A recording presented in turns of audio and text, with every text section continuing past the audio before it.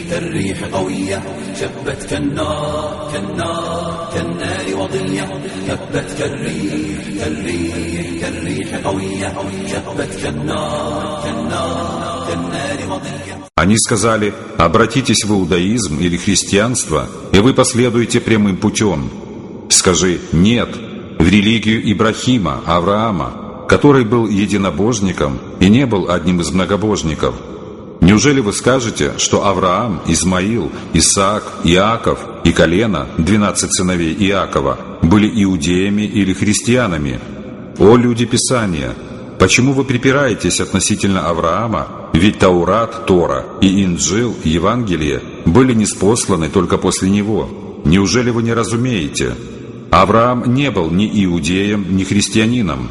Он был единобожником, мусульманином и не был из числа многобожников. كالريح قوية شبت كالنار وضية هبت كالريح قوية شبت كالنار. الحمد لله نحمده ونستعينه ونستغفره ونعوذ بالله من شرور أنفسنا ومن سيئات أعمالنا. من يهده الله فلا مضل له وما يضلل فلا هادي له وأشهد أن لا إله إلا الله وحده لا شريك له وأشهد أن محمدا عبده ورسوله وبعد. خير الحديث كتاب الله وخير الحدي محمد صلى الله عليه وسلم وشر الأمور محدثاتها وكل محدثة بدعة وكل بدعة ضلالة وكل ضلالة في النار. Хвала Аллаху, которого мы восхваляем и к которому взываем о помощи и прощении. Мы ищем защиты у Аллаха от зла наших душ и от последствий наших дурных поступков.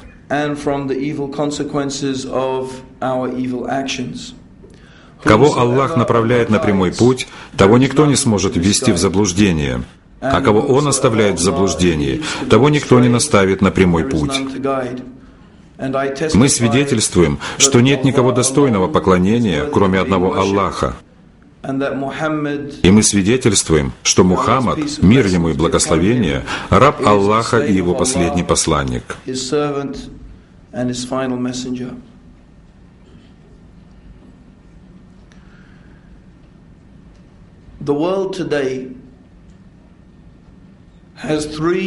Сегодня в мире существует три основные монотеистические религии – ислам, христианство и иудаизм.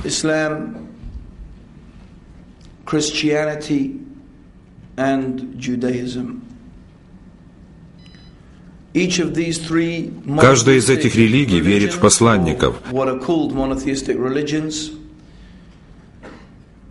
хотя христианство, конечно же, верит, что Иисус является более чем пророком.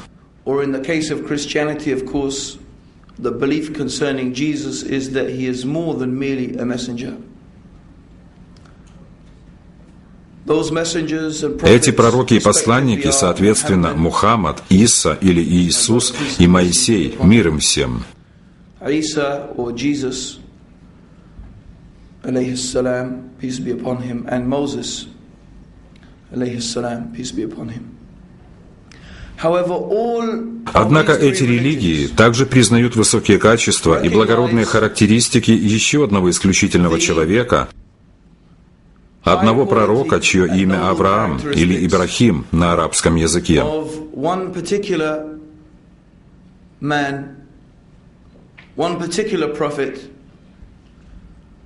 Whose name is Abraham, or Ibrahim in Arabic.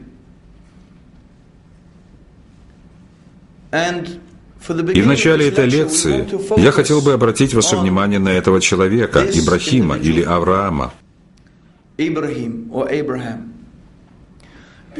Потому что в действительности, если мы сфокусируем наше внимание на этом человеке, на этой личности, к которому склоняются эти религии, и в котором признают в некотором смысле отца-основателя, мы увидим, что в этом человеке есть ключ к пониманию того, что поистине можно назвать революционным.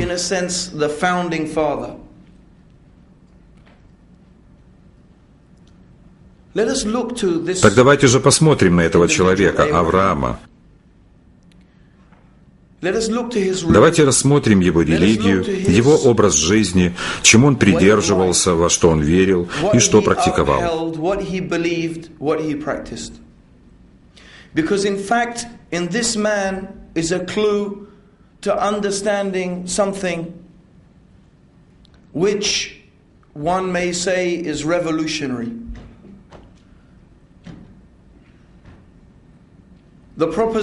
Сегодня вечером я собираюсь доказать, что существует только один Бог. И существует только одна правильная концепция и одна истинная вера в Бога.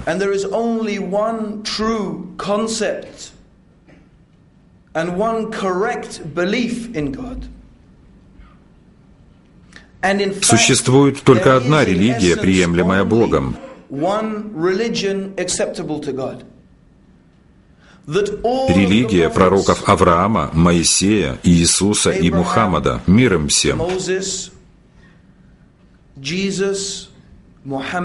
Так как они верили в одного и того же Бога и учили одной и той же религии.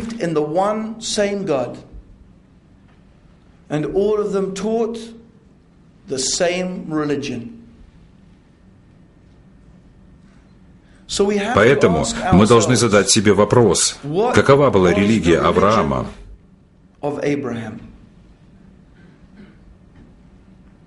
Был ли Авраам иудеем?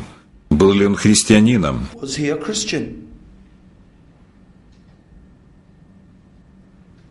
Или он был мусульманином? Какую религию он исповедовал? Нам неизвестно из каких-либо исторических источников и документов, включая Библию, если ее можно отнести к историческому документу, настоящее имя религии Авраама.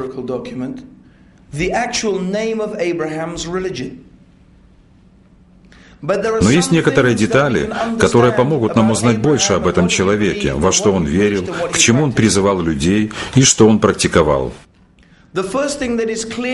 Первое, что мы узнаем о жизни Авраама и его учении, это то, что он выступал против любых форм идолопоклонства.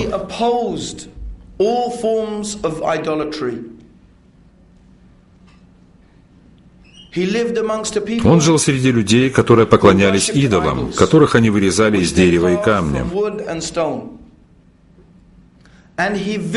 И он решительно противился этому.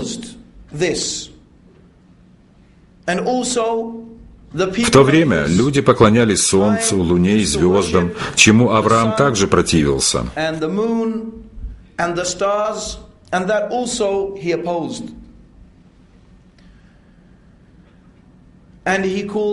Он призывал людей к поклонению единому Богу, Творцу неба и земли.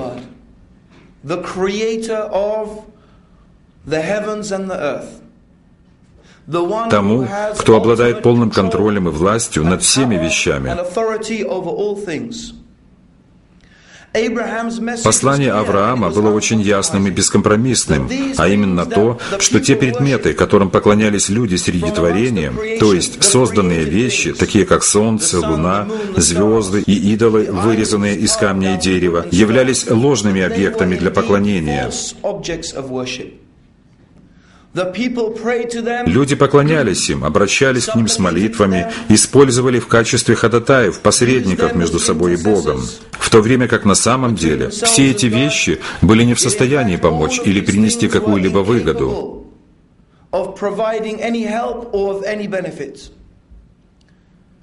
Жизни этих людей были потеряны, их интеллект был разрушен, так как люди поклонялись и обращались за помощью к вещам, которые не могут ни принести вред, ни оказать пользу.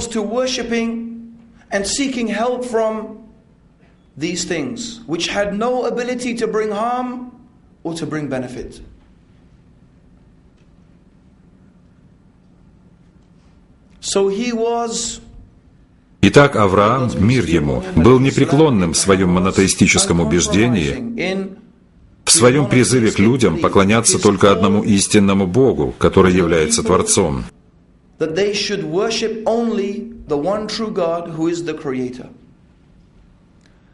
Но есть один особый случай из жизни этого великого человека, Авраама, который подчеркивает и иллюстрирует подлинную сущность его религии, чему он следовал, учил и во что он верил, и что его религия на самом деле была истинной религией истинного Бога.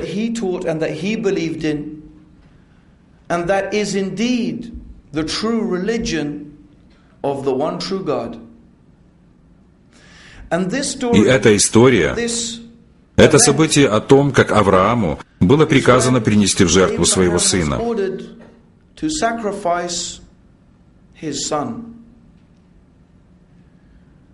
Библейская традиция гласит, что этим сыном был Исаак. Коран же проясняет, что этим сыном был не Исаак, а Исмаил или Измаил.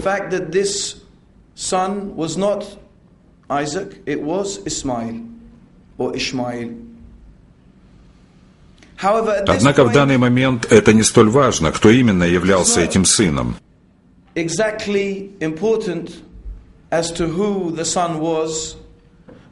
Что поистине важно в нашей дискуссии, так это действия и реальные события, с которыми мы согласны в той или иной мере.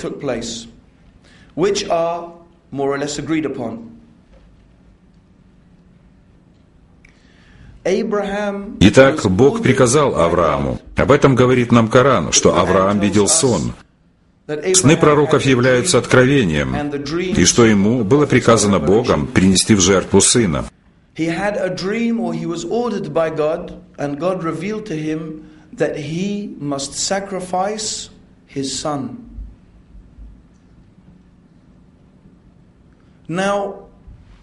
Теперь мы должны остановиться и подумать.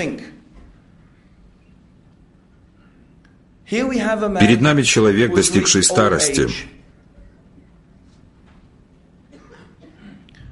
Тогда, в то время, иметь сына являлось чем-то очень важным. Бог отнесся к нему благосклонно. Он осчастливил его, дав ему этого ребенка. И потом Бог приказал ему, Аврааму, Ибрахиму, принести в жертву своего сына. Теперь подумаем. В чем же логика этого поступка? Где справедливость?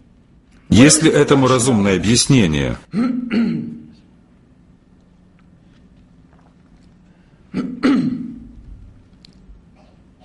В чем заключается мораль? Считаете ли вы убийство молодого человека нравственным поступком?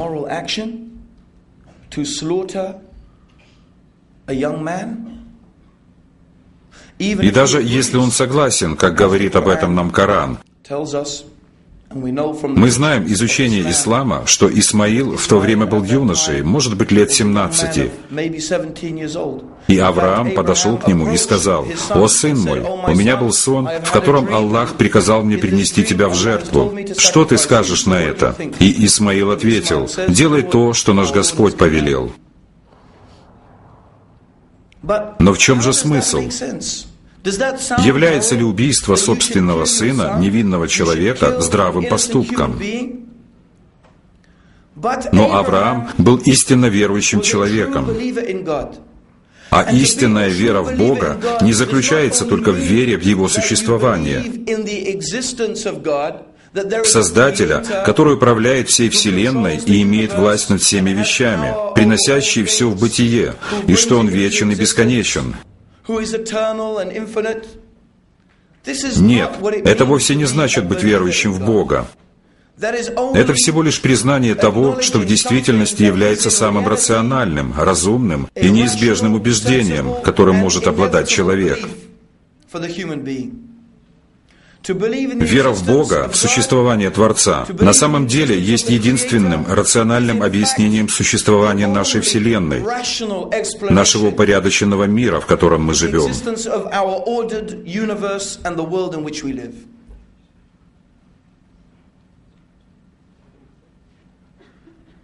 Но верить в Бога значит больше. Бог приказал Аврааму принести в жертву своего сына. Как он поступил? Как он отреагировал на это? Его реакция была: мы слышим и мы подчиняемся. Что Создатель нам сказал, то мы и делаем. И неважно, есть ли в этом смысл или нет, и не имеет значения, кажется ли нам это нравственным или нет. Потому что человек, который истинно верит в Бога, также знает, что Творец является мудрым. Он всезнающий, всевидящий и всеслышащий.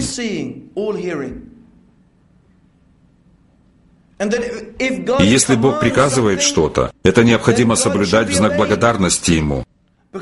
Именно таким образом человек должен представать перед Творцом небес и земли.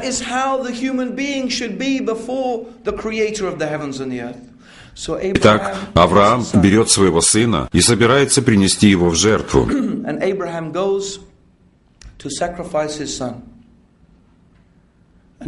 И в момент, когда он уже был готов провести ножом по горлу сына, ангел останавливает его и говорит: «Ты выполнил веление твоего Господа». И в итоге он приносит в жертву барана.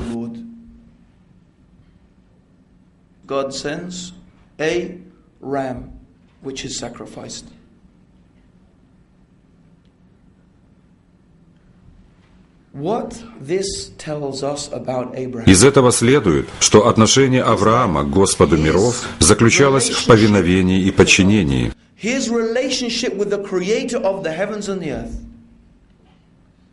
was one of obedience and subservience. И когда Бог повелевал Аврааму что-либо сделать, он подчинялся Ему.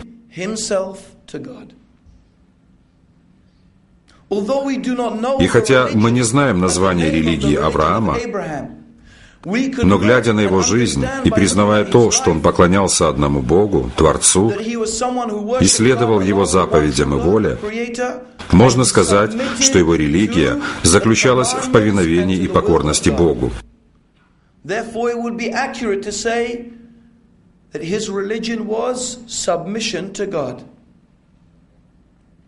Это было его верой, это было образом его жизни, и это то, чему он учил других.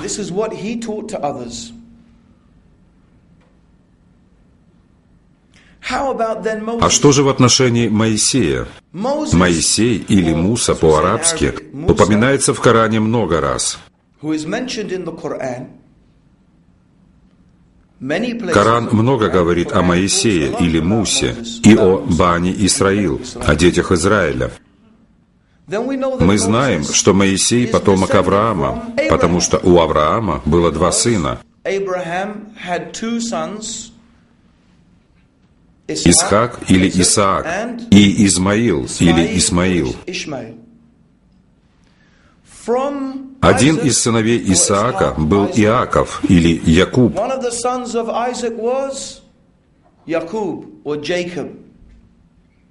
Иаков также известен как Израиль. Ему дано было это имя, и мы также знаем, что у него было 12 сыновей. И из 12 сыновей Израиля произошли 12 колен Израиля. И из 12 племен произошли потомки Израиля, и Моисей был одним из них. Он был из Бани Исраил. Однако, какое название религии Моисея? Был ли он иудеем? Давайте же рассмотрим происхождение слов «иудей» и «иудаизм».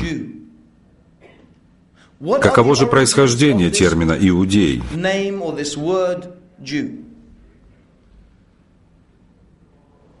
Слово «иудей» на самом деле происходит от колена Иуды и Иудеи. Когда израильтяне были взяты в плен ассирийцами, осталась небольшая территория, которая была известна как Иудея. Эта земля была заселена людьми из колена Иуды, ведущего происхождения от одного из 12 сыновей Израиля.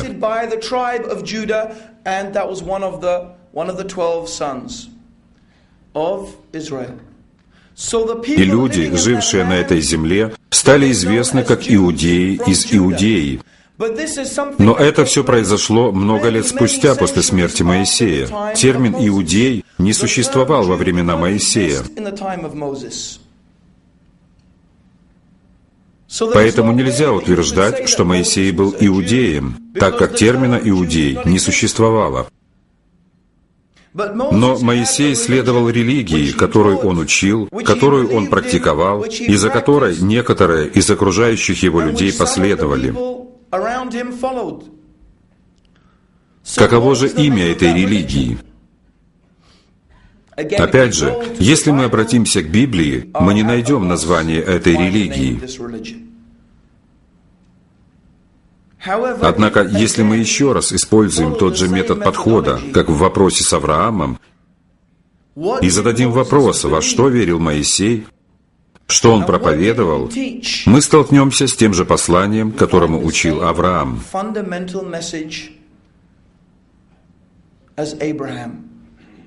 Моисей призывал людей верить в одного Бога, Творца, который является единственным, вечным и самодостаточным.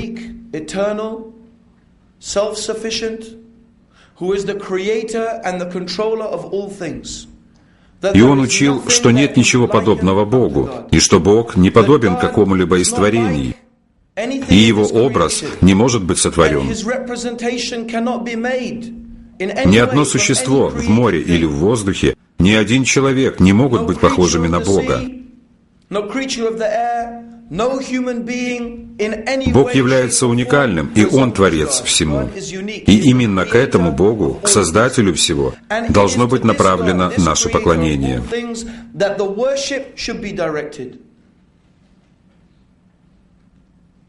Молитва, жертвоприношение, милостыня и покорность. Одна важная деталь, которую мы находим в религии Моисея, это набор руководящих принципов, законов, правил и положений, которых должны придерживаться и которым должны следовать истинно верующие.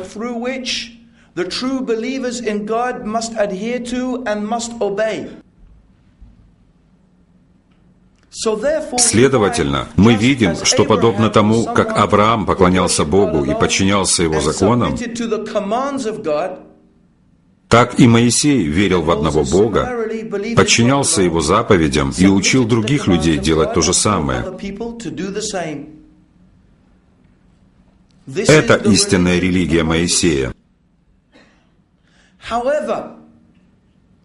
Однако сегодня религия, которая приписывается Моисею, известная как иудаизм, хотя на самом деле считается, что это не только религия Моисея, но также и учение других пророков, представлена в другом свете. Изначальное учение и изначальная монотеистическая религия Моисея, которая призывала к поклонению одному Богу и к покорности Ему, которая учила, что именно это является истинным путем к спасению, была изменена, искажена и превращена в некую националистическую или даже в расистскую религию.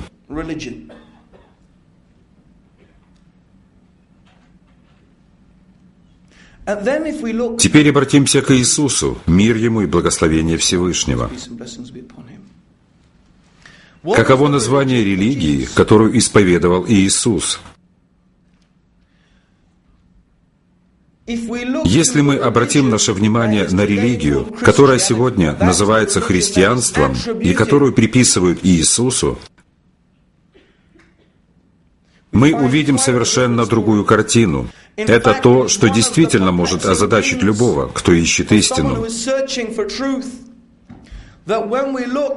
Если мы откроем Библию, то мы увидим, что в учении Авраама, Моисея и всех остальных пророков присутствует схожая закономерность, что существует только один Бог, который является Творцом и Господом, и что Он не имеет сходства и не подобен никому, и что необходимо следовать Его заповедям, подчиняться Его законам, и что именно это является путем к спасению.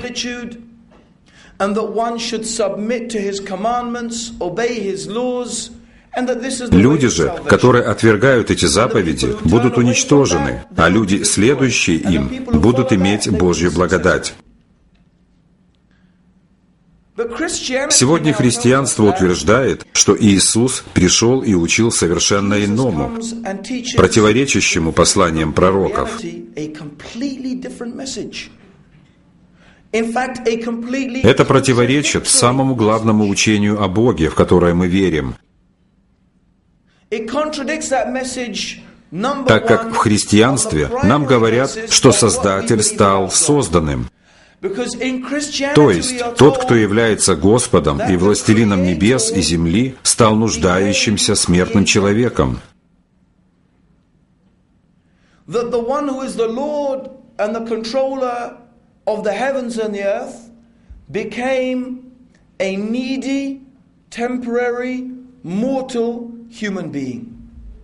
Вне сомнений, это в корне противоречит монотеистическому учению всех пророков.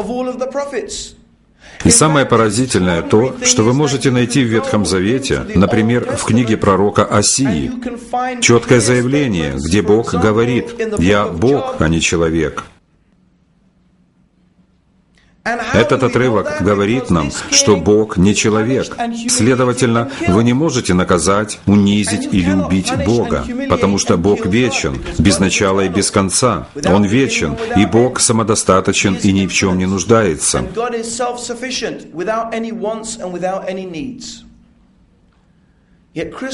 Христианство же учит тому, что по своей сути является язычеством.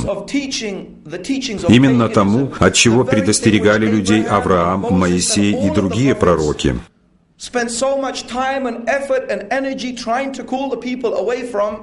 Христианство утверждает, что Бог явил себя в облике человека. А ведь это противоречит идее монотеизма. What monotheism is all about. In fact, this is the essence of paganism.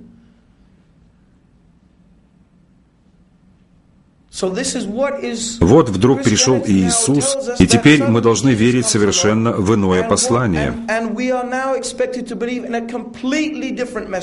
Они говорят, что Бог не только один, но Он также и триедин. То есть существует Отец, который является Богом, и Сын, который тоже является Богом, а также Дух Святой, который тоже Бог. Но все они не три Бога, а один Бог. Опять-таки, это учение ранее неизвестно, и до этого не было упомянуто каким-либо из пророков. Поэтому лучшее, что христиане могут сделать, так это открыть Ветхий Завет и попытаться отыскать стихи, которые якобы повествуют о Троице. Но есть ли в Библии хотя бы один пророк, включая Иисуса, который сел и объяснил четко и ясно богословский принцип Троицы? Нет такого пророка. И это еще не конец истории. Исходя из христианства, спасение более не заключается в вере в единого Бога, который отделен и отличается от всего им созданного, и в поклонении Ему. И что спасение заключается в последовании божественным законам. Нет же, христианство нас учит совершенно иному. Вам более не следует поклоняться одному Богу, но скорее Иисусу, то есть человеку, который, конечно же, для них является Богом. То есть поклонение направлено через Иисуса, который выступает в роли посредника между нами и Богом. И спасение более не заключается в подчинении себя воле Божьей и Его заповедям. Нет же, спасение теперь заключается в вере и в принятии того, что Иисус умер на кресте во искупление наших грехов.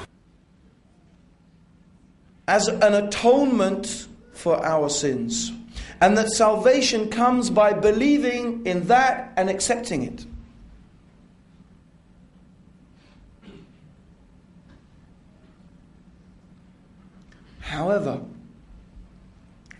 Однако, действительно ли этому учил Иисус?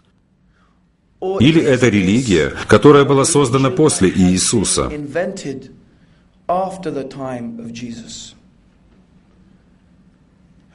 Разве Иисус проповедовал христианство?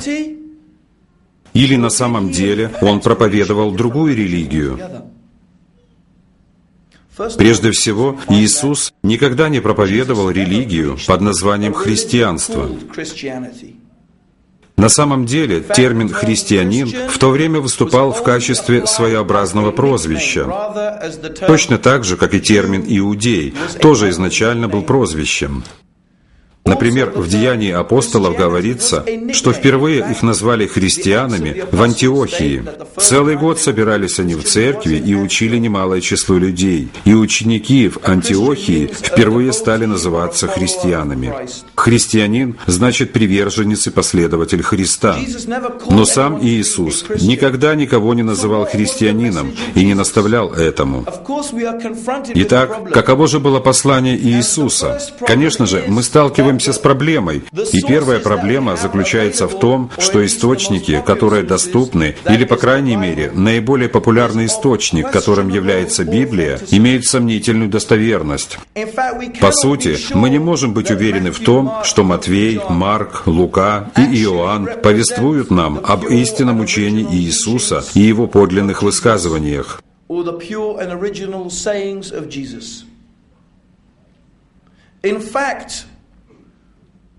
В действительности, библейским ученым хорошо известно о том, о чем неизвестно остальным, а именно о том, что названия Евангелий, таких как от Матфея, Марка, Луки и Иоанна, были приписаны Матфею, Марку, Луке и Иоанну гораздо позже, так как изначально рукописи распространялись анонимно и не имели названий. И лишь спустя 300 лет после деяний Иисуса, мир ему и благословение, Евсевий Кесарийский написал, что Ириней, который жил приблизительно 125 лет после Иисуса, был первым, кто заявил, что Матвей был автором Евангелия от Матфея и Марк — Евангелия от Марка. Wrote what is supposed to be the Gospel of Matthew and Mark, the Gospel of Mark.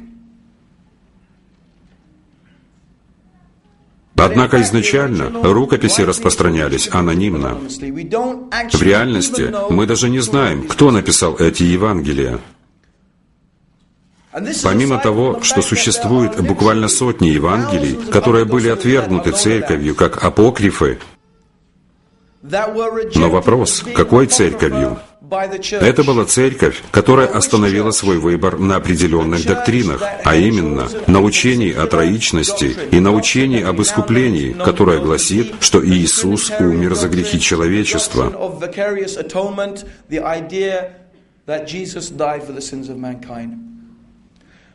Но современные библейские исследования и исследования о происхождении раннего христианства в вопросе, кем именно являлся Иисус с исторической точки зрения, как правило, указывают, что Иисус никогда не проповедовал эти доктрины. И даже его ученики и те, кто первыми последовали его учению, также не придерживались этих верований. Все эти учения были приписаны Иисусу гораздо позже. И даже если мы возьмем 4 канонических Евангелия, и вопреки всем сомнениям относительно их подлинности, мы все-таки примем их такими, как они есть, прочитав их, мы все равно увидим, что Иисус призывал людей верить в Бога и поклоняться Ему. Мы увидим, что Иисус четко проводит различия между собой и Богом, и что Он является рабом Бога и Его пророком. И что, когда Он в чем-то нуждался, Он молился Ему. Разве Бог молится сам себе? Является ли Бог тем, кому обращены все молитвы? Или же Бог тот, кто сам молится? Иисус говорит в Евангелии, что у Него есть Бог. Он говорит: «Я восхожу к Отцу моему и Отцу вашему, и к Богу моему и Богу вашему». Из этого следует, что Иисус говорит, что у Него есть Бог. И в ранних Евангелиях, к примеру, от Марка, Иисус представлен в человеческом образе. И только в поздних Евангелиях, по истечении времени, то есть по мере того, как они отдалялись все дальше от времен Иисуса, Ему начинают приписывать все больше и больше божественных атрибутов.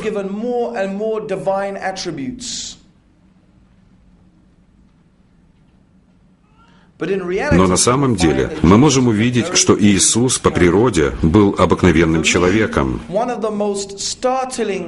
Что касается меня, одно из самых ярких доказательств этому служит один случай, когда Иисус, сидя верхом на осле. И тут, во-первых, мы должны спросить себя, разве Бог катается на осле? Итак, Иисус, сидя верхом на осле, проголодался. То есть получается, что перед нами голодный Бог, сидящий на осле. И вот он видит смоковницу и хочет отведать ее плодов. Он приближается к дереву и вдруг видит, что на дереве нет плодов, так как был не сезон.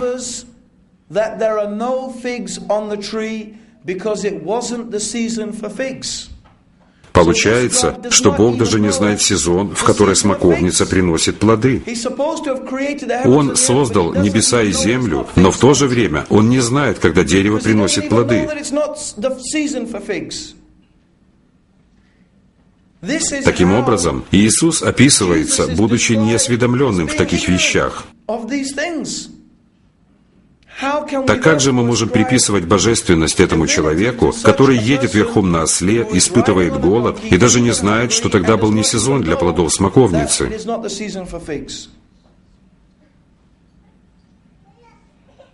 Если вы почитаете Евангелие, будучи беспристрастным, вы ни за что не поверите в божественность Иисуса. Более того, представление, которое вы получите об Иисусе, подтвердит то, что Он был человеком и учителем, который призывал людей поклоняться Богу и подчиняться Его заповедям. В словах, которые приписывает Евангелие Иисусу, Он говорит: «Не думайте, что я пришел нарушить закон или пророков. Не нарушить пришел я, но исполнить». И Иисус говорит: «Кто нарушит одну из заповедей сих малейших и научит так людей, тот малейшим наречется в Царстве Небесном». Итак, вне сомнений, Иисус был человеком, который призывал людей поклоняться только Богу. Он предостерегал людей от лицемерия. Он призывал людей не следовать законам, которые были созданы человеком, а обратиться к Богу и подчиниться Его воле.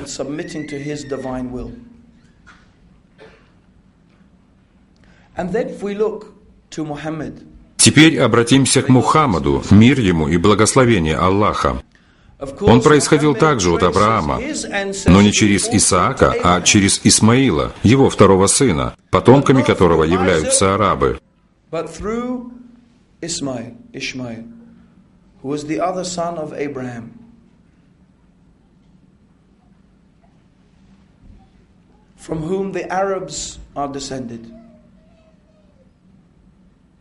Арабы произошли от Исмаила, поэтому их иногда называют измаильтянами. И пророк Мухаммад, мир ему и благословение Аллаха, является потомком Исмаила.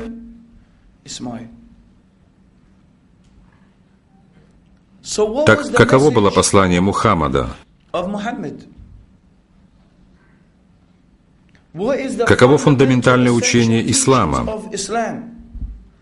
Конечно, если вы читаете газеты и смотрите телевизор, у вас, возможно, сложилось впечатление, что мусульмане поклоняются какому-то богу с кинжалами или с Калашниковым, и что мусульмане хотят уничтожить как можно больше людей.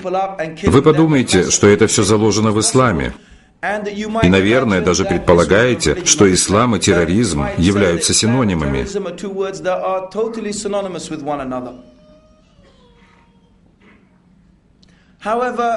Однако, в чем же заключается основное учение религии, которую проповедовал Мухаммад, мир ему?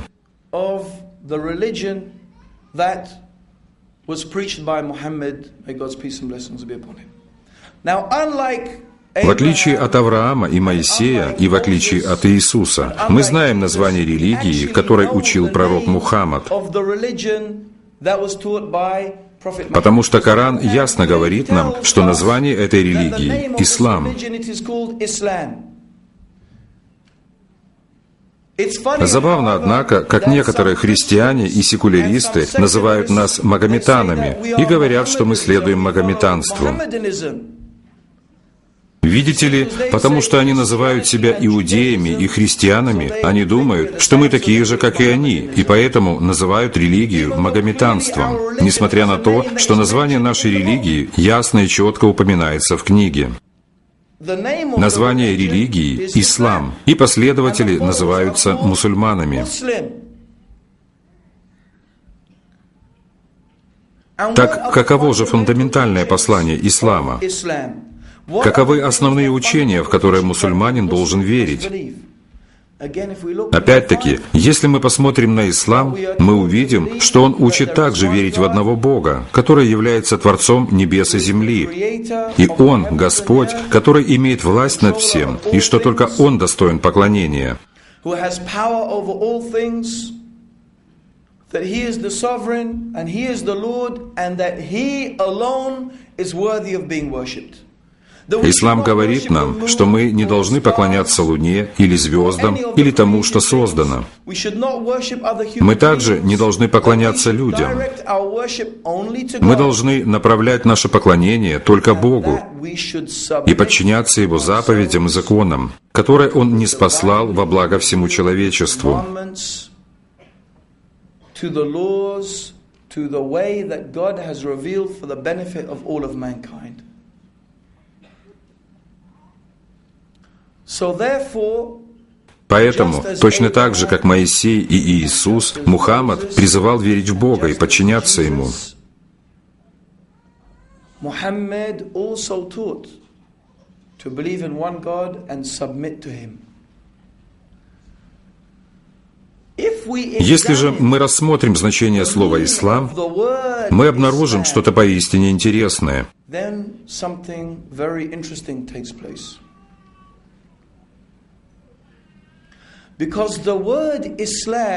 Потому что слово «ислам» вовсе не значит то, что вы часто можете услышать от Джорджа Буша и Тони Блэра.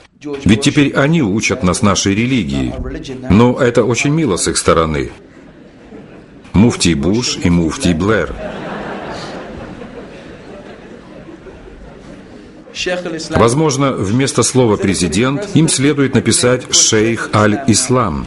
Ведь они утверждают, что ислам значит «мир».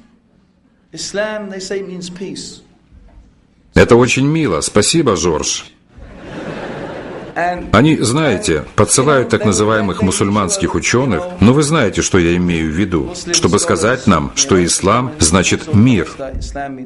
Они утверждают, что ислам происходит от слова «салама», что значит «мир». Но это неверно, потому что любой, кто знает арабский язык и происхождение слов, знает, что корень слова «ислам» не происходит от слова «салама». Ислам не значит «мир». Ислам происходит от слова «истислам», которое буквально переводится как «подчиняться» или «покоряться». То есть, ислам означает подчинение Богу.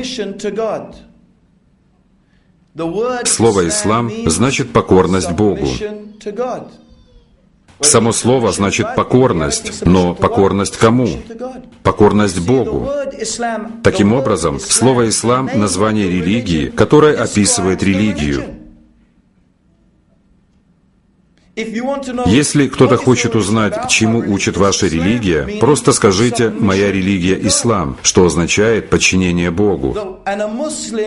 И мусульманин — это тот, кто подчиняется Божьей воле.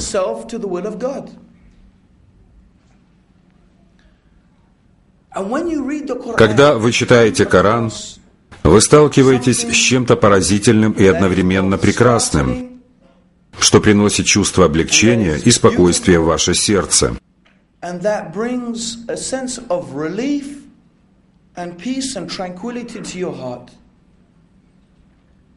Коран говорит всему человечеству, что все пророки учили одной религии. All of the prophets taught the same religion.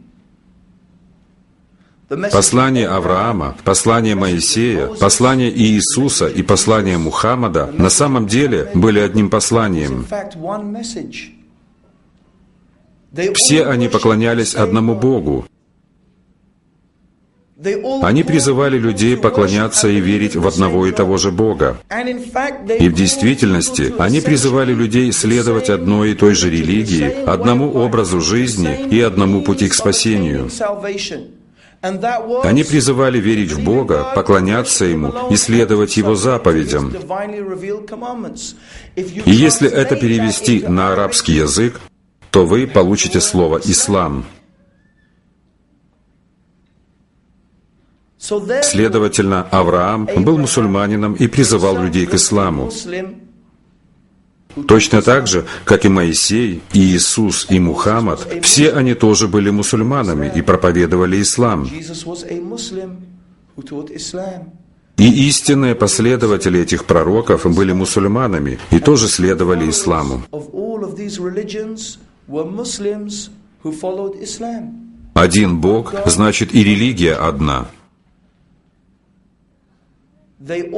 Пророки призывали к поклонению одному Богу и сами поклонялись Ему.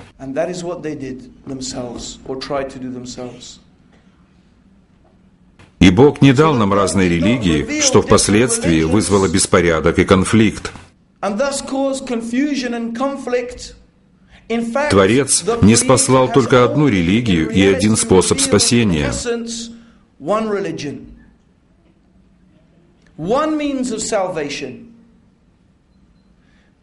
Но люди изменили, развратили и исказили это послание,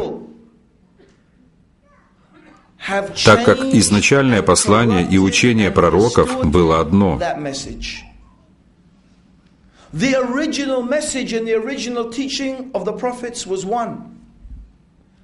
Все они были братьями по вере. Они поклонялись одному Богу и получали откровения от одного и того же Бога.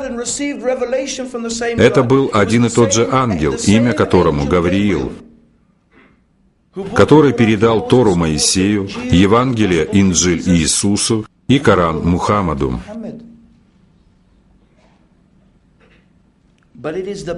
Но это люди, которые из-за своей гордости, жадности, ненависти друг к другу, из-за любви к мирскому исследованию своим желаниям, из-за невежественных рассуждений о Боге и непонимания сути вещей сбились с пути.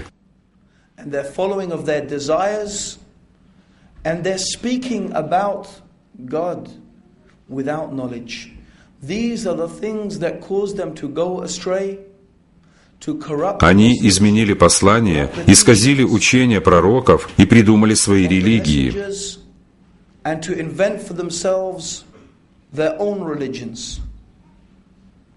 Хотя они и приписывают их Богу и пророкам, но на самом деле Бог и пророки не имеют к этому никакого отношения.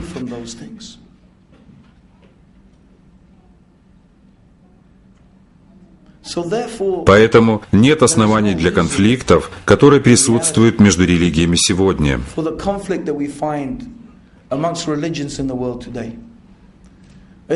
И если бы только люди, последователи так называемых монотеистических религий, были искренними, если бы они искренне и объективно рассмотрели учения своих пророков, отбросив традиции, привычки и ложные толкования, если бы они обратились к корням, к сущности того, к чему призывали пророки, они бы пришли к заключению, что существует только один Бог, существует только одно послание и существует только одна религия.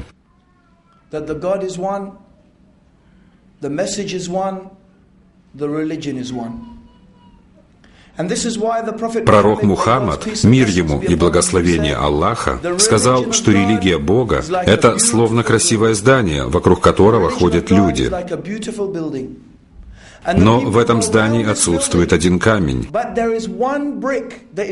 И люди говорят: «Какое красивое здание! Но если бы только этот камень был на своем месте». И пророк сказал: «Я есть тот камень. Я тот, кто завершил эту религию, и она была усовершенствована через меня».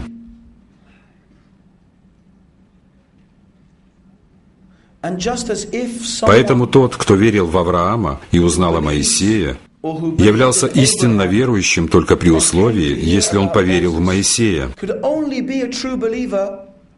Потому что как можно верить в одного Божьего посланника и отвергать другого? Это то же самое, что отрицать Бога. Вы не можете остановить свой выбор на одном из пророков и сказать: «Вот, мне нравится этот посланник, а этот нет». Нет, вы должны верить во всех пророков. Таким образом, если кто-то верил в Авраама и узнал о Моисее, он должен был последовать за Моисеем.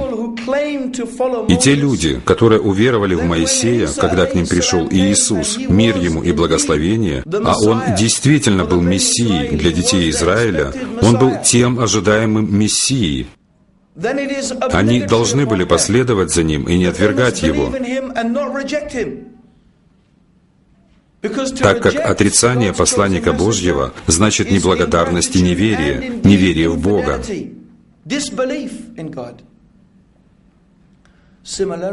Кроме того, каждый истинно верующий в Иисуса и каждый истинно верующий в Моисея и Авраама, мир им всем, также должны уверовать в последнего Божьего посланника Мухаммада, мир ему. Если они действительно верны своим убеждениям, что они любят Бога, что они верят в Него и хотят угодить Ему, и не хотят оказаться среди тех, кто впадут в немилость, то как они могут отвергать посланника, которого не спаслал Бог, во благо и как руководство для всего человечества?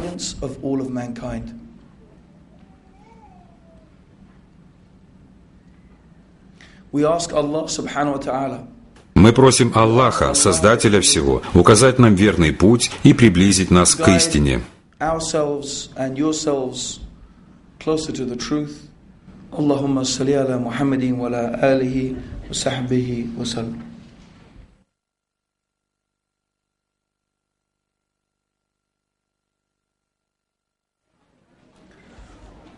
Алхамдулиллахи раббил аламин. Аллахумма салли аля Мухаммадин ва аля алихи. Дорогие братья и сестры, мне представилась возможность ознакомиться с вашими вопросами, и должен отметить, среди них много хороших.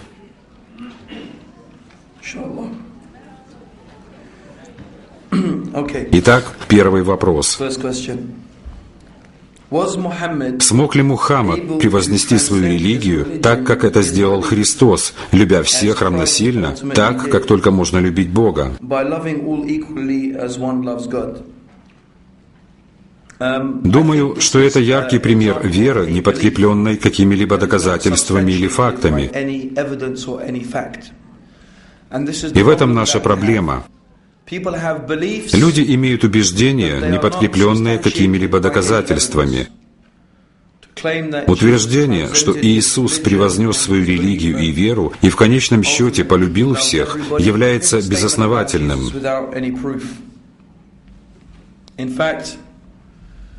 Как раз наоборот. Из некоторых источников мы можем явно видеть, что Иисус вовсе не любил всех, так как Иисус гневался и наносил проклятие, и обещал уничтожить тех людей, которые не подчинились и восстали против Бога.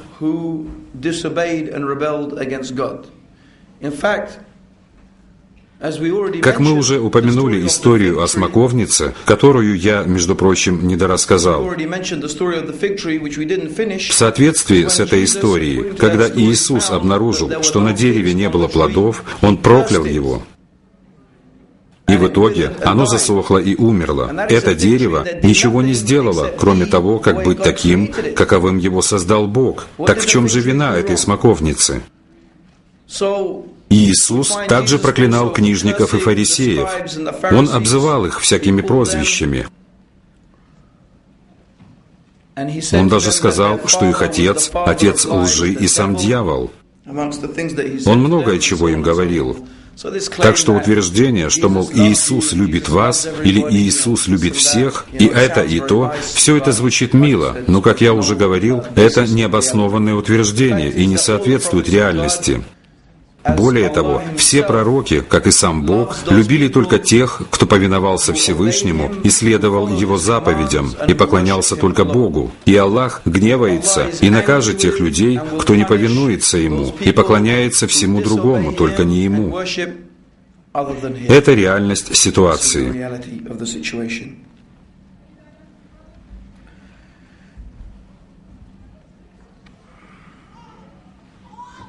Насколько учение Будды совместимо с исламом? Okay. Окей, учение Будды вовсе не совместимо с исламом. Сегодня здесь мы говорили о всемирно известных монотеистических религиях. Безусловно, учения всех религий имеют между собой что-то общее.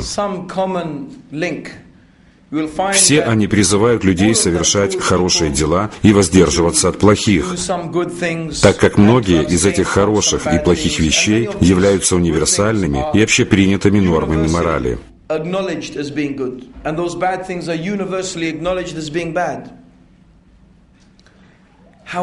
Однако вопрос заключается в следующем. Как отличить истину от заблуждения? Что отличает истинную религию от ложной? Как мы можем знать, что является истиной, а что заблуждением в вопросах о Боге и поклонении Ему?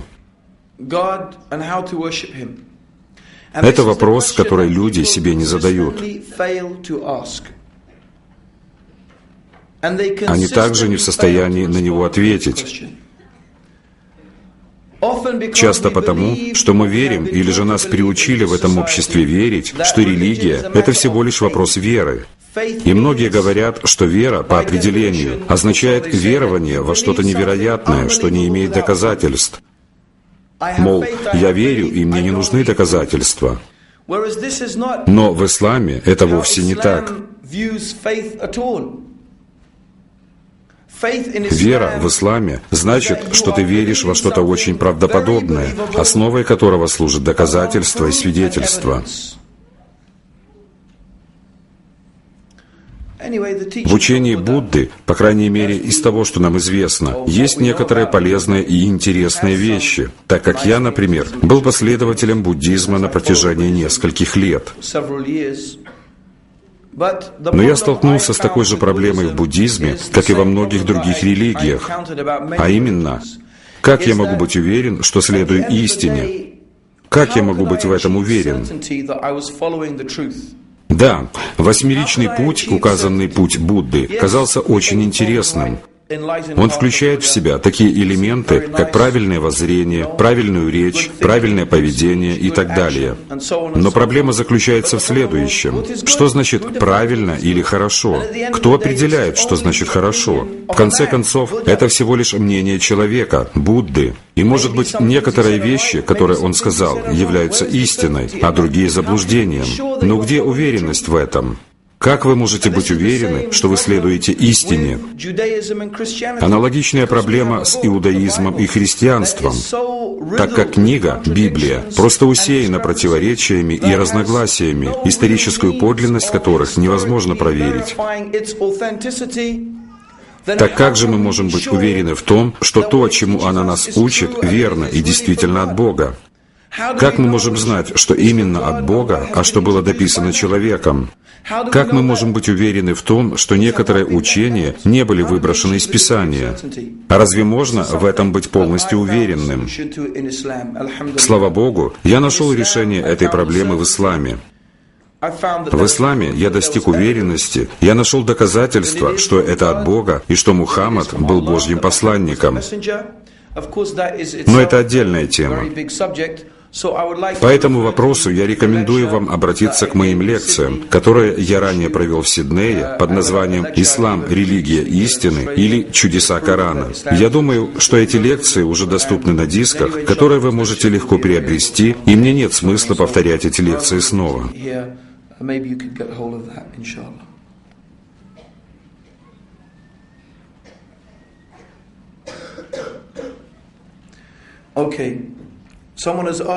Поступила просьба процитировать эпизод из Евангелия от Марка, где один из книжников спрашивает Иисуса: «Какая первая из всех заповедей?» На что Иисус ответил: «Господь Бог наш есть Господь единый, и возлюби Господа Бога твоего всем сердцем твоим, и всею душею твоею, и всем разумением твоим, и всею крепостью твоею». Вот первая заповедь. Итак, кто-то из вас хотел, чтобы я процитировал этот эпизод, исходя из Евангелия от Марка. И Иисус действительно это сказал. Он не призывает людей поклоняться Ему. Нет, Он призывает людей поклоняться Богу. На самом деле, там есть еще одно место, которое ярче предыдущего. Это повествование о богатом юноше. Молодой человек подходит к Иисусу и спрашивает: «Учитель благий, что мне делать, чтобы наследовать жизнь вечную?» Иисус же ему сказал, чтобы тот следовал заповедям. Это именно то, что Он сказал. Иисус приказал соблюдать заповеди. И это разрушительное доказательство против христианских учений, потому что если бы Иисус пришел, чтобы умереть за грехи человечества, и путь спасения заключался в том, чтобы верить, что Он является Богом, который умрет за грехи человечества, в таком случае это было бы прекрасной возможностью для Иисуса сказать этому молодому человеку, когда тот спросил: «Учитель, что мне делать, чтобы наследовать жизнь вечную? Верь, что я Бог, и что я пришел, чтобы умереть за твои грехи». Он мог бы тогда это четко объяснить, но он этого не сделал. Он сказал: «Придерживайся заповедей». И юноша сказал: «Учитель, все это сохранил я от юности моей». На что Иисус говорит: «Одно тебе недостает. Пойди, все, что имеешь, продай и раздай нищим, и приходи, последуй за Мною». И важно отметить, что у каждого пророка были последователи. Люди обязаны были следовать за пророком, который был с ними. Итак, это было посланием Иисуса, а именно то, что необходимо поклоняться Богу, исполнять Его заповеди и следовать истинному учению Иисуса. Но в этом-то и проблема. Что является истинным учением Иисуса? Вот еще один хороший вопрос. Что бы вы сказали, если бы кто-то заявил, что ислам является плагиатом христианства, а христианство является плагиатом иудаизма? Но это очевидно, что ислам не является плагиатом христианства, потому что в таком случае Коран бы учил, что Бог является Троицей, и Иисус — Бог и Сын Божий, и что мы должны поклоняться Ему и верить, что Он умер на кресте за наши грехи. Но ислам как раз отвергает все это. Коран отвергает концепцию, что Иисус — Бог, приводя при этом исключительные и обоснованные аргументы. Одним из аргументов, который приводит Коран, является следующий вопрос, который он нам задает. Если бы Бог захотел уничтожить Иисуса и Марию, и все на небесах и на земле, кто смог бы Ему в этом помешать?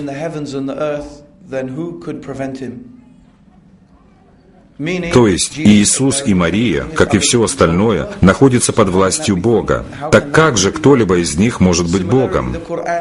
Аналогичным образом Коран упоминает об Иисусе и Марии, что оба они принимали пищу и ходили по земле. Посмотри, как мы разъясняем им знамения, а затем посмотри, до чего они отвращены от истины. Так как же кто-либо, кто ест, ходит, дышит, разговаривает и ходит на рынок, может быть Богом? Это тот, кто сам зависим от Бога.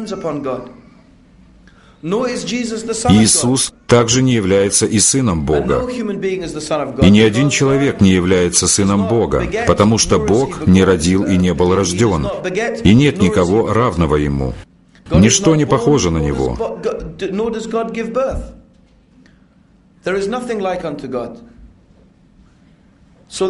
Поэтому концепция, что Иисус есть Сын Божий или другой человек, совершенно чужда исламу, так как люди являются сотворенными. Они являются творением Бога, а не Его детьми или потомством. Бог очень далек от таких вещей.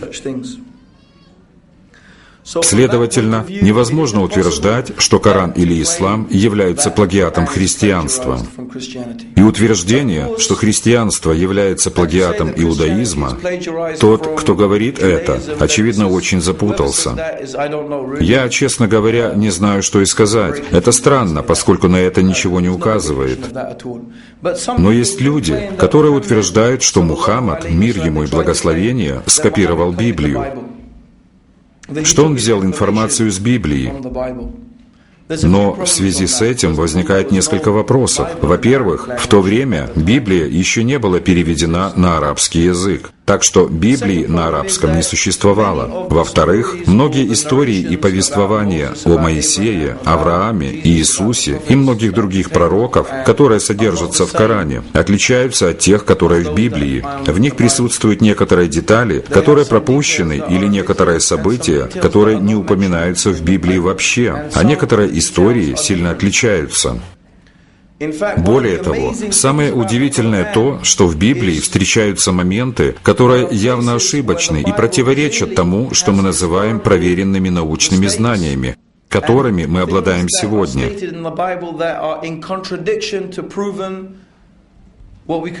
Один из самых ярких примеров этих противоречий, пришедших мне на ум, находится на первой странице Библии. Если вы откроете первую страницу Библии, вы обнаружите, что она повествует о сотворении мира. Там говорится, что вначале Бог сотворил свет и назвал его днем, а тьму — ночью. И был первый день и первая ночь. И только на четвертый день, исходя из Библии, Бог создал солнце. Как же может быть день и ночь без солнца? Там четко и ясно сказано, что Бог создал свет и назвал его днем, а тьму — ночью. Но солнце появилось только на четвертый день. Это противоречие, так как это не соответствует действительности и тому, как построена Вселенная. Возможно, это отражает древний вавилонский миф. Следовательно, это наводит на мысль, что текст был изменен таким образом, чтобы он соответствовал определенным верованиям, которые преобладали в то время. И нет сомнений в том, что Библия отражает эти верования, которые не являются истинными. Так почему же мы не находим такого рода ошибок в Коране? Почему мы не находим идентичные ошибки в Коране? Более того, если мы откроем Коран, мы обнаружим совсем другое. Коран описывает происхождение Вселенной так, что небеса и земля были одним целым, и потом были разделены, и все живое сотворено из воды. Коран также описывает чередование дня и ночи. И мы находим множество удивительных фактов в Коране, о которых люди узнают только сегодня. Следовательно, невозможно представить, что Мухаммад, мир ему и благословение, скопировал Коран с Библии.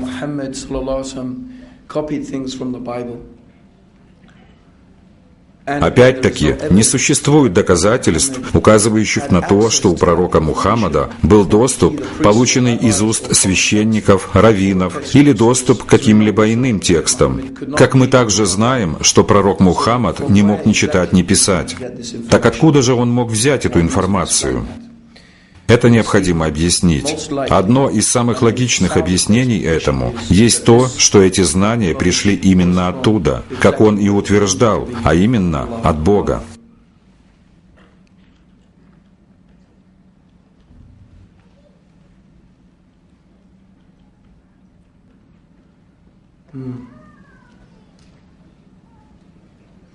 В сегодняшнем номере газеты «Herald Sun» было написано, что в Италии статуя начала кровоточить,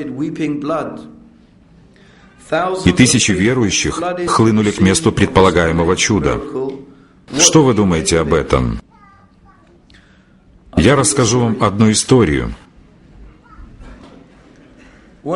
Как-то я проводил лекции в Шри-Ланке, а в Шри-Ланке, к слову, около 90% населения буддисты. И когда вы едете по Шри-Ланке, вы везде видите статуи Будды. Так вот, там я встретил одну женщину, которая, будучи буддисткой, приняла ислам. И она поведала мне, почему и как она пришла в ислам, и рассказала следующую историю. Когда я была маленьким ребенком, меня часто водили к статуям, чтобы помолиться. И иногда эти статуи творили чудеса. Например, они начинали плакать, или вода выходила из их пальцев. Однажды мне стало интересно, и я вырвалась из маминой руки и осторожно пробралась к обратной стороне статуи. И вдруг я увидела там насос и услышала шум. Потом увидела трубочки, выходящие из спины статуи. И в тот момент моя мама позвала меня к себе. Все они думают, что это великое чудо, но на самом деле они знают, что это вовсе не чудо. Они прекрасно понимают, в чем дело. Люди позволили себя одурачить, потому что они просто хотят во что-то верить. Так что, как видите, этим событиям есть много объяснений. Одно, самое простое из них – это жульничество. И ничего более, просто обман. Также это могут быть проделки дьяволов, которые делают все для того, чтобы заставить людей верить. Вот еще одна из забавных историй, которую я вспомнил. Это тоже произошло, когда я был в Шри-Ланке. Тогда Ганеш, вы знаете Ганеша, индусского бога с телом человека и головой слона. Вы знаете, как Ганеш стал наполовину человеком и наполовину слоном? Это фантастическая история. Я должен вам ее рассказать. Это впечатляет. Одна из версий истории о Ганеше гласит, что Шива был со своей женой Парвати. Шива является одним из самых великих богов. Итак, он впервые женился и начал наслаждаться своим браком. И все это длилось 1000 лет. Да, у них даже есть храмы в Индии, которые все усеяны фигурами Шивы и Парвати в самых разных позах. И все это в храмах. Да, это правда.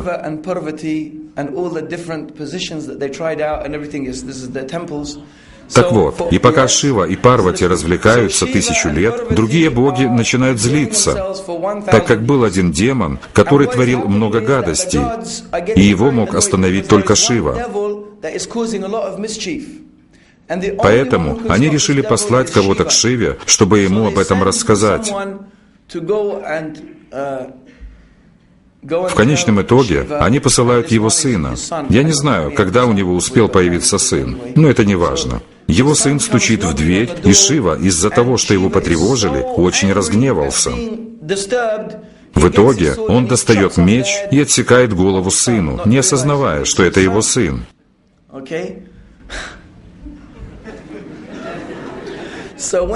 И Шива восклицает: «Боже мой!», наверное, указывая на самого себя, так как он Бог.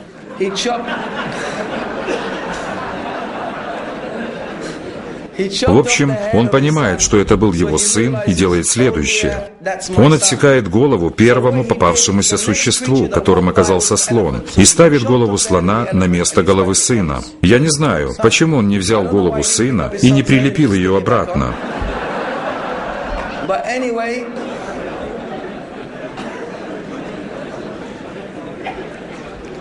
Но это, в общем, одна из версий истории о том, как Ганеш получил голову слона. И вот несколько лет назад был случай, когда статуя Ганеша начала пить молоко. Вы помните эту историю? И многие другие идолы тоже начали пить молоко. И индусы стали носить им молоко и говорить по всему миру: «Ганеш пьет молоко». Один брат на все это мне сказал: «Разве это не удивительно? Половина Индии страдают от голода из-за нехватки продуктов. При этом они дают своим богам пить молоко». Действительно, боги пьют молоко, но в то же время не могут дать этим людям пропитание. Поэтому важно отметить, что все эти вещи являются ничем иным, как обманом. Все это жульничество или просто проделки дьяволов, так как известно, что они способны на многое, чтобы обмануть людей. Любой разумный человек поймет, что независимо от того, плачет ли статуя, или выпускает газы, или еще что-то, все это не важно.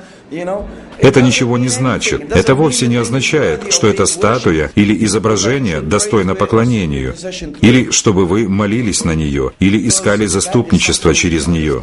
Нет, ведь мы легко можем уразуметь, что это неправильно. Это просто нелепо. Так что вот что я думаю о плачущих статуях и изображениях. Почему евреи верят, что они есть единственные богоизбранные? Ну, честно говоря, я не знаю, почему они так считают.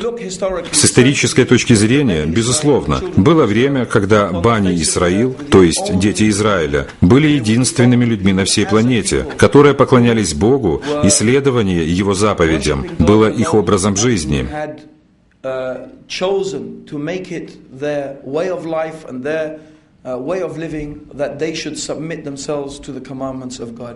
Возможно, из-за таких верований, традиций и среды их обитания появилось такого рода убеждение, что только они являются богоизбранным народом. Конечно, они были избраны, и у них было преимущество, в этом нет сомнений. Им было оказано предпочтение среди всех народов того времени, так как Бог посылал к ним множество пророков, и не было такого времени, когда с ними не было пророка. Так что, да, было время, когда им было дано предпочтение среди остальных народов. Таким образом, отсюда и распространились ложные доктрины. Мы могли бы и себе задать такой же вопрос. Как так случилось, что некоторые мусульмане, или точнее люди, которые называют себя мусульманами, думают, что им не нужно молиться и поститься, что они могут делать, что им вздумается, совершать самые отвратительные грехи, при этом полагая, что лишь потому, что они из Ливана, или Саудовской Аравии, или Бангладеша, или же потому, что их отец молился 5 раз в день, они будут спасены. Они говорят: мы мусульмане, и этого достаточно. Как же это произошло? Если среди нас, мусульман, есть такие люди, то очень легко понять, почему люди, жившие до нас, выработали такой склад мышления.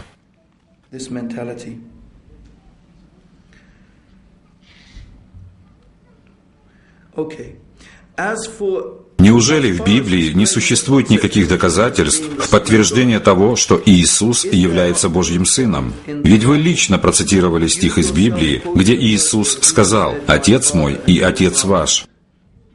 Есть 2 простых способа ответить на этот вопрос. Во-первых, я уже ранее говорил, что Библия не является доказательством. Я четко и ясно объяснил, что существуют серьезные проблемы относительно достоверности и подлинности библейского текста.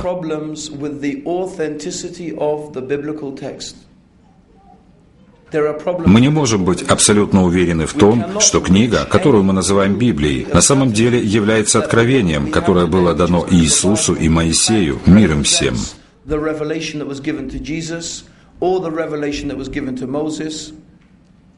Евангелие от Матфея, Марка, Луки и Иоанна, все эти 4 Евангелия, как я уже ранее упоминал, были выбраны из сотен других Евангелий.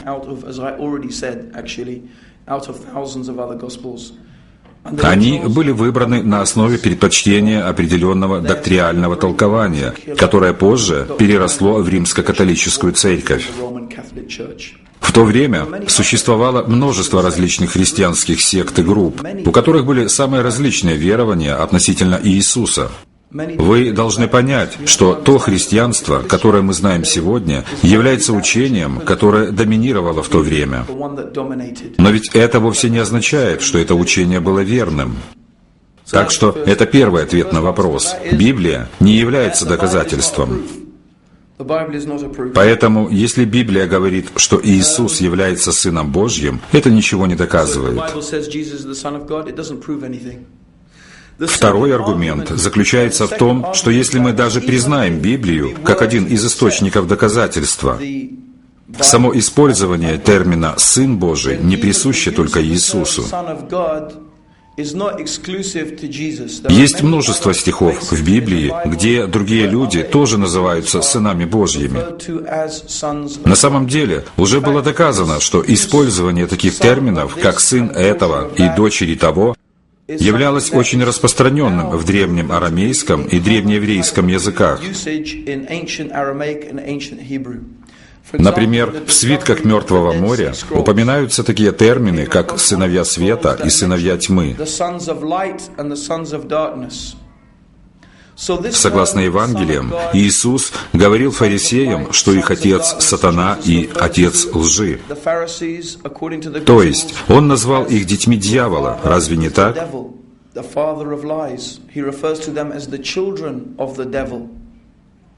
Поэтому, когда мы сталкиваемся с такого рода терминологией, мы можем с уверенностью сказать, что, исходя из доказательств из самой Библии, это вовсе не означает, что определенные люди обладали божественной природой. Эти выражения не стоит воспринимать буквально. Например, в арабском языке мы часто называем кого-то Абу Абдулла, Абу Хамса, Абу Мухаммад или Кульсум, что значит «тот человек является отцом или матерью этого человека». Но иногда кунья может также иметь и метафорический смысл или обозначать личное качество носителя. Например, мы все знаем известного сподвижника-пророка Абу Хурайру. Его прозвище означает «отец котенка», не так ли? Хурайра в переводе означает «котенок» или «кошка». В таком случае, почему же его называли Абу Хурайра? Потому что он очень любил котят, и поэтому они прозвали его таким прозвищем. Но значит ли это, да простит нас Аллах, что он породил котенка в буквальном смысле? Значит ли это, что он был отцом котенка в прямом смысле, а? Вот моя маленькая дочь, иди сюда. Так что, как видите, эта терминология вовсе не имеет буквальный смысл. Более того, если задуматься, что значит «Сын Божий», что вы имеете в виду, когда говорите «Сын Божий»? Имеете ли вы в виду, что Иисус был Сыном Божьим в буквальном смысле? Если вы утверждаете, что Иисус Бог, потому как Он есть Сын Божий, а ведь именно таким образом рассуждали ранние христианские богословы, их аргумент заключался в следующем. Они сказали: «Смотрите, Библия говорит, что Иисус является Божьим Сыном. Теперь смотрите, мой Сын — человек, такой же, как и я. Значит, Сын Божий тоже должен быть Богом». Но я хочу спросить, что вы имеете в виду «Сын Божий»? Что вы под этим подразумеваете?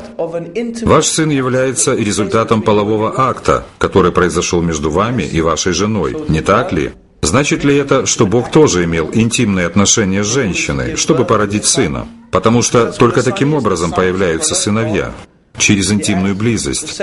И именно поэтому Аллах спрашивает в Коране, как может быть у него сын, если у него нет супруги? Действительно, кто же является супругой Аллаха? Если вы заявляете, что у Аллаха есть сын, то должно быть Аллах женился, потому что Аллах не мог бы сказать нам «не прелюбодействуй» и при этом сам бы прелюбодействовал. Так кто же является женой Аллаха? Нет, вы не можете говорить такое о Боге, потому что Он превыше всего этого. Бог не женится, и у Него нет жены. Даже если вы скажете такое детям, они спросят вас, значит ли это, что у Бога была интимная близость? И, конечно же, вы скажете «нет», это вовсе не значит это. Так что же вы имеете в виду, когда говорите «Сын Божий»? Поскольку все ваши аргументы будут втотчас же разрушены, если вы скажете, что Иисус — Сын Божий не в буквальном смысле. Хотите ли вы сказать, что Бог любил Иисуса как Сына? Вот, например, представьте, что я привез с собой сегодня мою маленькую собачку, маленькую чихуахуа, хорошо? И вот она здесь сидит. Это Фредди. Теперь слушайте все. Это мой сын. Да, это мой сын. Вы скажете: «Абдурахим, это же собака». Что ты имеешь в виду, говоря, что это твой сын? Да, это действительно мой сын. Он ест со мной за столом, у него есть своя комната. Документы об усыновлении должны прийти на следующей неделе. Вы смеетесь? Вы знаете, как любят собак в Англии. Но в конечном итоге весь этот разговор ничего не значит. Почему? Потому что это собака, а я человек. Ваш сын может являться кем-то, кто подобен вам. Какой смысл несут слова «эта собака – мой сын»? Или как насчет что-то вроде червя? Или даже таракана? Это вовсе ничего не значит. Поэтому, когда вы говорите, что у Бога есть Сын, то в этом случае мы больше похожи на собак, чем на Бога. Да, мы больше похожи на тараканов, чем на Бога. Вы думаете, что человечество с помощью современной науки понимает, кем является человек? Я уверен, что все из вас летали хоть раз на самолете.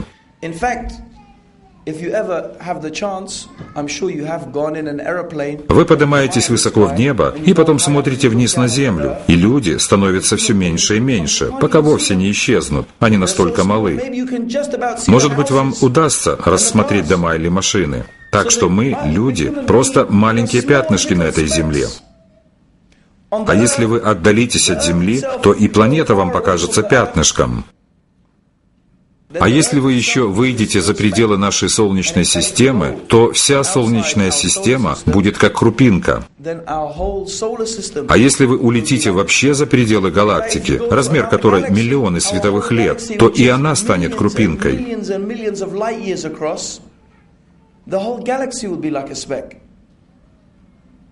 И если вы сравните всю Вселенную с троном Аллаха, то пророк сказал, она подобна выброшенному кольцу в пустыне. Вся Вселенная, как кольцо, выброшенное в пустыне. Так что же получается? Сын Бога был пятнышком на крупинке, в крупинке, в крупинке. Что же они такое говорят о Боге? Действительно, нет ничего удивительного в том, что Аллах сказал в Коране. Небо готово расколоться, земля готова разверзнуться, а горы готовы рассыпаться в прах от того, что они приписывают милостивому сына. Не подобает милостивому иметь сына. И неудивительно, что пророк сказал, что Аллах сказал, «Сын Адама оскорбил меня, на что он не имел никакого права». Это оскорбляет Бога, потому что Бог превыше всех этих вещей. Поэтому, как было уже упомянуто, в Библии есть много сыновей Божиих, которые на древнесемитских языках не являются таковыми в прямом смысле слова. Так же, как и Абу Хурайра не был отцом котенка. Никто не может быть сыном Бога.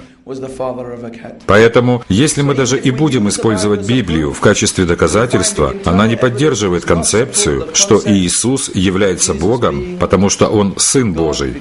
Если эта терминология использовалась в то время, то только с целью ассоциации кого-то с кем-либо. То есть, если вас называют чьим-то сыном, значит, вас ассоциируют с этим предметом или существом.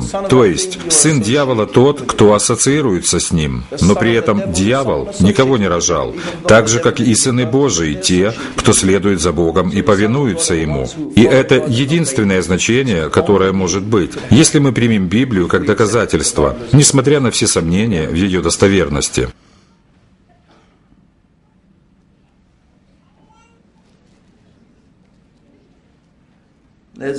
Тут поступил вопрос по поводу сна Авраама, в котором ему было приказано принести в жертву сына. Разве это был не просто сон?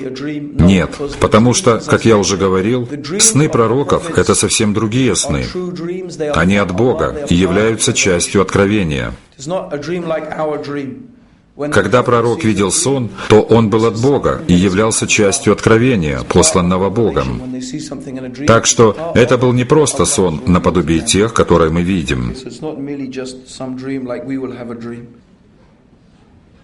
Любопытства ради хотел бы спросить, что у тебя с волосами, брат?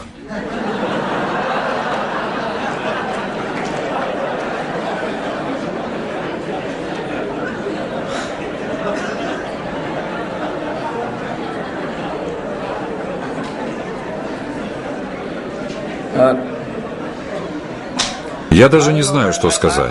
Я иногда спрашиваю братьев, почему некоторые люди делают волосы в виде колючек. Я не знаю. На самом деле, нет ничего плохого в том, чтобы иметь длинные волосы. Пророк, мир ему, отращивал волосы до плеч. Иногда он их стриг коротко, а иногда отпускал до плеч. Так что это не является чем-то запретным. Как по мне, кстати, длинные волосы — головная боль.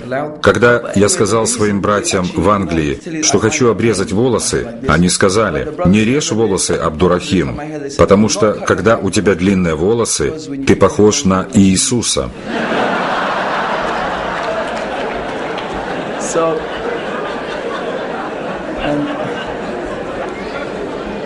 И это хороший способ призыва в ислам. На тебя смотрят и сразу думают: Иисус идет.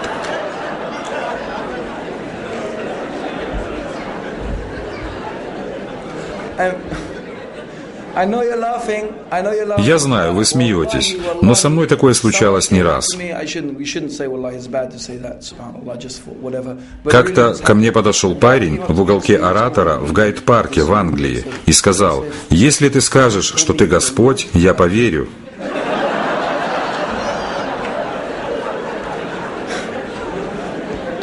И это только начало. Был еще случай в лондонском метро. Ко мне подошел парень и сказал: «Ты Господь? Ты Иисус?» На что я сказал: «Нет, я не Иисус, но я призываю к тому же посланию, что и Он». Ну и я рассказал ему много чего интересного. Но самое смешное произошло со мной в Гаяне. Вы знаете, где Гаяна? Это государство на северо-восточном побережье Южной Америки. Так вот, в первый день по приезду мы пошли на прогулку по городу, как они ее называют, Уакатан, что буквально значит «walk about town». И вот мы идем себе, я был одет так же, как сегодня, и вдруг я слышу, как женщина всем кричит: «Не задерживайте у себя Господа, ведите Его сюда». Да, это было здорово. Еще много чего случилось.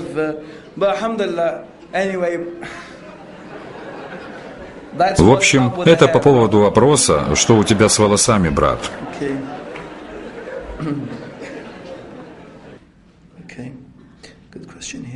Вот еще хороший вопрос. Молились и постились ли Иисус, Моисей и все остальные пророки, как мусульмане? Это очень хороший вопрос. На самом деле мы точно этого не знаем.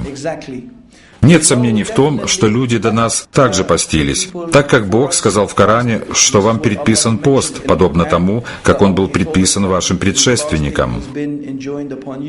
Так что да, пост был предписан иудеям и христианам. Но каким именно образом они должны были поститься, был ли их пост подобен нашему, Бог знает, мы этого не знаем.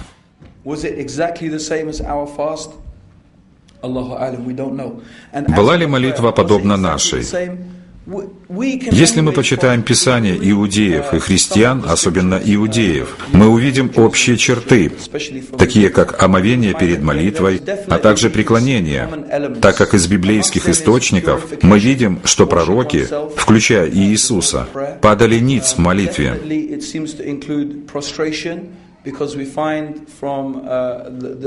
Библия описывает это как падением на лицо, что на самом деле является преклонением.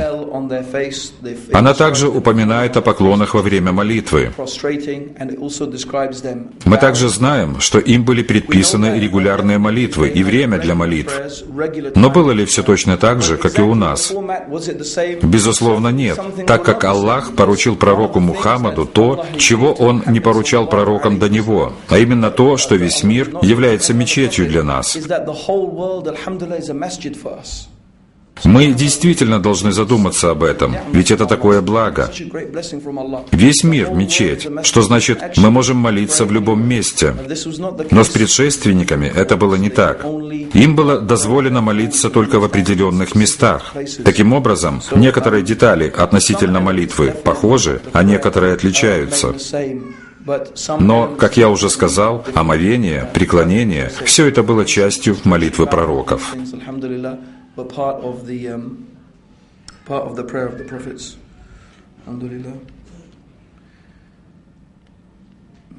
Вот еще один хороший вопрос.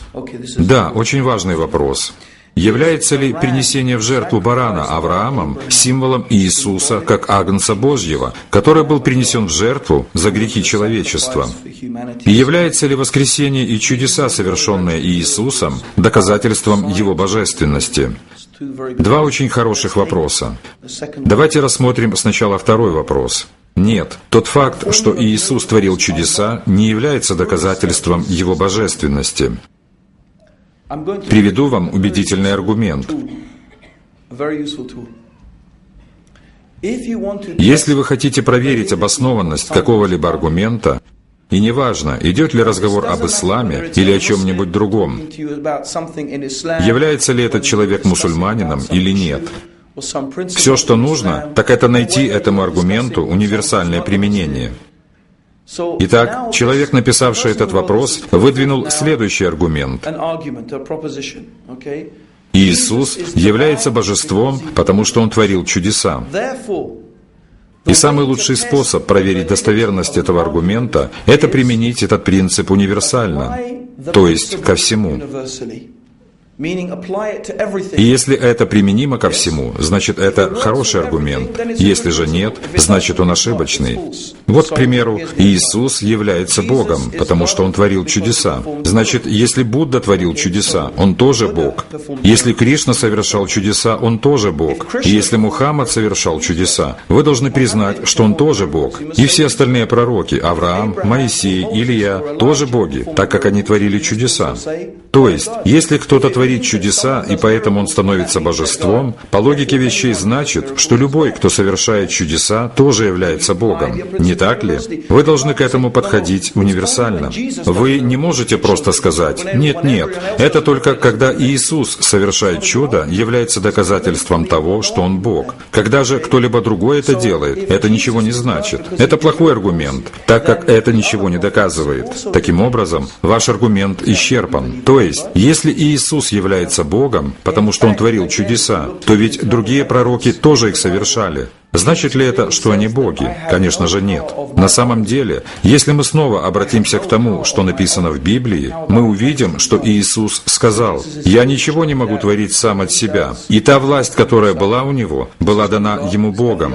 Иисус четко говорит, что все, что Он делал, не исходило от Него, но от Бога. Как и любой другой пророк, совершавший чудеса, делал это с Божьей помощью. Теперь относительно барана, принесенного в жертву Авраамом, символизирующего Иисуса как Агнца Божьего.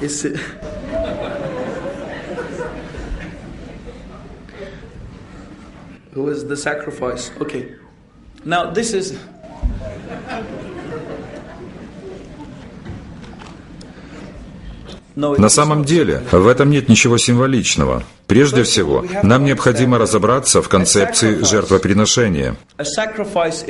Жертвоприношение заключается в том, что вы жертвуете чем-то, что принадлежит вам, в знак покорности Богу.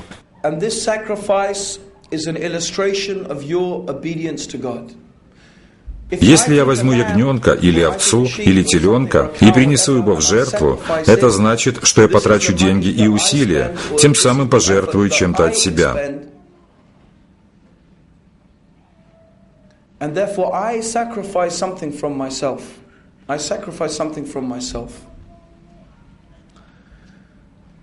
Некоторые христиане говорят, что в иудаизме жертвоприношение является одним из способов искупления грехов. То есть, чтобы искупить грехи, вы должны совершить жертвоприношение. Да, действительно, роль жертвоприношения в иудаизме идентична роли в исламе, так как в исламе существуют определенные грехи, при совершении которых необходимо покаяться. И чтобы ваше покаяние было правильным, вы должны совершить кафара, то есть искупление. Таким образом, для некоторых грехов, совершенных человеком, существуют определенные способы покаяния, так же, как и в иудаизме. Иудеи следуют определенным правилам жертвоприношения, которые необходимо соблюдать в случае совершения конкретных грехов. И основная идея всего этого заключается в том, что вы жертвуете чем-то от себя. Теперь, как же вы можете приравнивать это к идее того, что Бог якобы пожертвовал кем-то, чтобы простить вам ваши грехи? Где же ваше пожертвование в этом? Где ваши усилия в этом? Кто-то другой был убит, при этом вы ничем не жертвуете. Вы вообще ничего не сделали. Как видите, эти понятия совершенно разные. Они даже не похожи друг на друга.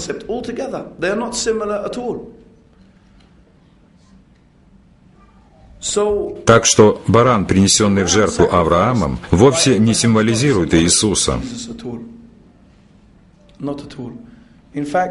Исходя из ислама, мы знаем, что этот баран был принесен в жертву в знак послушания Богу, так как Аллах говорит, что не плоть и не кровь достигает его, но ваше благочестие. Ваше благочестие достигает Аллаха, а именно тот факт, что вы делаете что-то потому, что Бог повелел вам сделать это. Именно в этом заключается мудрость. Бог приказал вам что-то сделать, и ваше благочестие заключается в послушании Богу.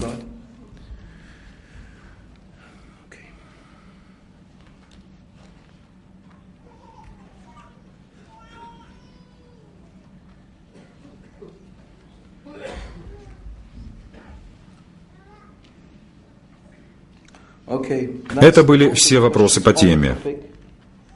Нужно ли теперь обратиться к вопросам по другим темам? Нет? Хорошо. Спасибо вам, братья и сестры. Пусть Аллах ведет нас путем истинным и поможет нам поступать в соответствии нашим знаниям, которые мы приобрели.